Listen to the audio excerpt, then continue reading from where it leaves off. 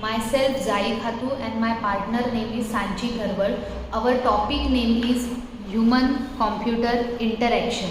So what is mean by human computer interaction? Human computer interaction is a research in the design and the use of computer technology which focuses on the interfaces between people and computer.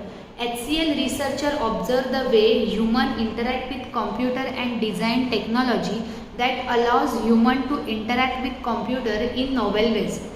Then what are the types of human computer interaction? Command line, menu driven, graphical user interface. So what is mean by command line? A command line interface allow the user to interact with computer by typing in command clause, command and instruction given to computer. Second, menu driven. Menu driven interface is a type of user interface where user interact with a program or system through a series of menus. Then what is graphical user interface?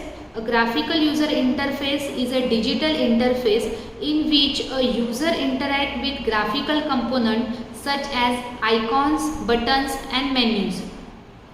Then what are the advantages of HCL? Improve usability, increase productivity, enhance user satisfaction, improve accessibility and better decision making. First, improve usability means HCL help in designing user-friendly interface that make it easier for user to interact with the computer, system or device. This improve the usability of a system and reduce error. Second, increase productivity.